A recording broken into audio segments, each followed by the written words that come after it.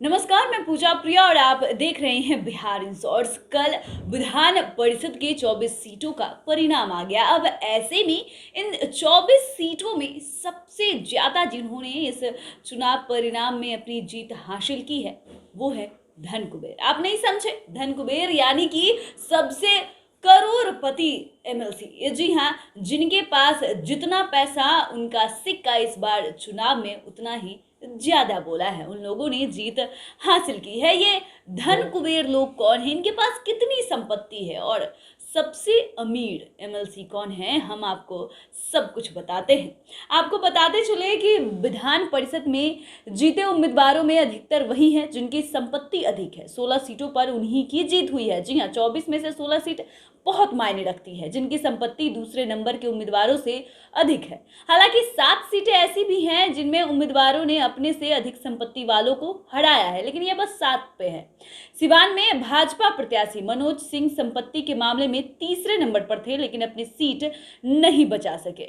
चुनाव में खड़े प्रमुख पार्टियों में टॉप 10 अमीर उम्मीदवारों में 3 ही हारे हैं, 7 ने जीत दर्ज की है। उसमें से जो टॉप 10 जो अमीर उम्मीदवार हैं, हम आपको बताते चलते हैं। सबसे पहले जो सबसे अमीर उम्मीदवार थे और जिन्होंने निर्दलीय चुनाव लड़ा और चुनाव जीत भी गए, वो उनका नाम है छपरा से सच्चिदानंद राय। जी हाँ, इनकी जो संपत्ति है 1108 करोड़ की है और ये निर्दलीय चुनाव लड़कर जीत चुके हैं। दूसरे हैं राजीव कुमार जो 159 करोड़ के मालिक हैं और इन्होंने भी चुनाव जीत लिया है। तीसरे हैं सौरभ कुमार जिनकी संपत्ति 55.74 करोड़ है। चौथी संजय प्रसाद जिनकी संपत्ति 4511 करोड़ है।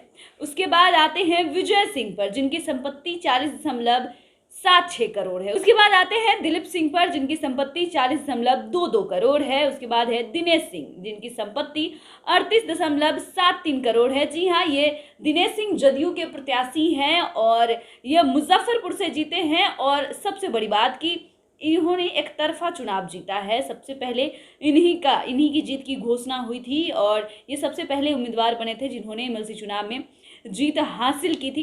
तो ये वो 7 उम्मीदवार हैं जिन्होंने जीत हासिल की है। आपको बताते चले कि जीते प्रत्याशियों की औसत संपत्ति 72.88 करोड़ है। सबसे अमीर सारण से निर्दलीय जीते सच्चिदानंद राय हैं। शपथ के अनुसार उनकी कुल संपत्ति जो घोषित संपत्ति है वो 1108 करोड़ रुपए से ज्यादा है।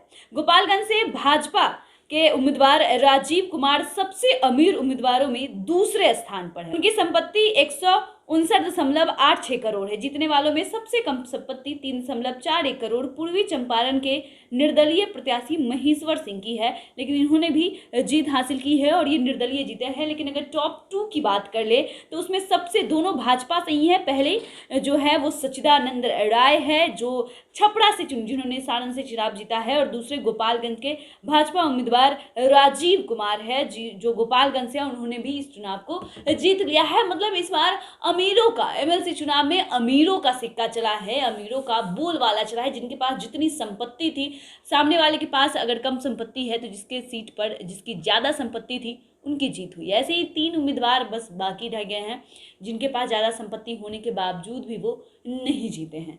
तो आप देख सकते हैं किस तरीके से एमएलसी चुनाव में रुपया, पैसा और अमीरी कैसे बोलती है और कैसे चुनाव के नतीजे आते हैं। आप देख रहे हैं बिहार इंसॉर्ट्स। हमारे साथ बने रहने के लिए आपका बहुत बहुत शुक्रिया।